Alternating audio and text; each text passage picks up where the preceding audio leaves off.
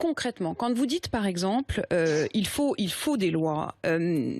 Permettez-moi d'être quand même étonné qu'à chaque fois qu'une loi a été passée récemment pour aller plus loin dans la lutte contre le terrorisme, eh bien, le Rassemblement national ne les a pas votées. Comment est-ce que vous pouvez nous expliquer cette contradiction ?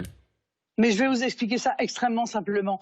Toutes les lois qu'on met en œuvre, parce que ce ne sont pas des législations spécifiques, en réalité visent à attenter aux libertés de l'ensemble des Français sans gêner aucunement les islamistes.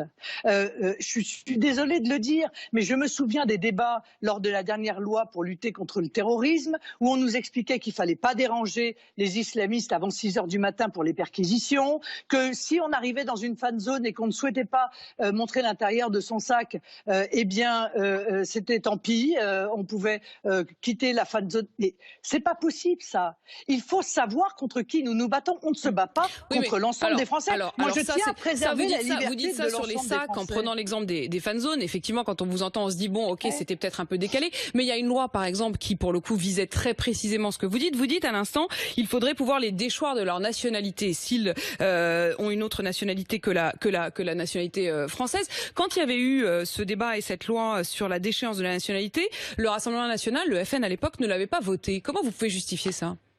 Mais cette loi n'a pas mis en œuvre la déchéance de nationalité. Enfin, écoutez, sérieusement, arrêtez d'essayer de nous faire croire que les différents gouvernements qui se sont succédés ont pris les lois nécessaires. Ils n'ont pas pris les lois nécessaires parce qu'ils sont enfermés encore une fois dans une idéologie, dans une peur de l'islamophobie. Mais quand ils vous essayent, en fait, il y a toujours une raison pour laquelle vous ne les votez pas. Vous dites il faut faire plus de lois, mais vous ne les votez pas. Madame, nous avons proposé des amendements pour interdire définitivement du territoire national des étrangers coupables de terrorisme. Même ça, ils ont refusé de le voter. Pour empêcher qu'une personne condamnée pour acte de terrorisme puisse bénéficier de crédits de réduction de peine, ils ne l'ont pas voté. Pour recréer la peine d'indignité nationale, ils ne l'ont pas voté. Pour supprimer les aides sociales aux ressortissants français ou étrangers partis faire le djihad.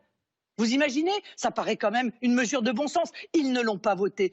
En fait, ils prennent conscience aujourd'hui qu'ils se sont trompés. Moi, j'aimerais d'abord qu'ils commencent par le dire. Voilà. J'aimerais que la classe politique vienne devant les Français. Non. Ils disent qu'ils ont pris conscience, mais ils ne disent pas qu'ils n'ont pas mesuré par le passé la gravité de la situation. Vous estimez qu'ils ont été coupables? Voilà. Ils ont été coupables. Ils ont une responsabilité, y compris. Madame, je vais être un peu crue, mais est-ce qu'ils ont une forme de responsabilité, tous ces politiques dont vous parlez, qui depuis des années minimisent, est-ce qu'ils ont une responsabilité dans la mort de nos concitoyens? Non, mais madame, vous ne m'attirerez pas sur ce terrain. Les politiques sont, permettez-moi de le dire, les grands responsables, et pour cause.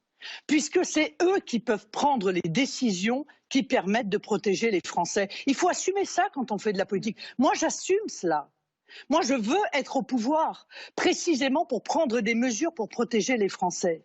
Mais encore une fois, il faut savoir contre qui nous nous battons. Il ne faut pas avoir de complexe, il ne faut pas se donner d'excuses, il ne faut pas avoir peur d'être traité d'islamophobe.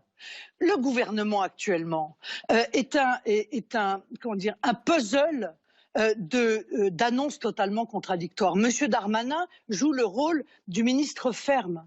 À côté, il y a monsieur Dupond-Moretti qui nous explique qu'on vit un sentiment d'insécurité et que la France n'est pas un coupe-gorge.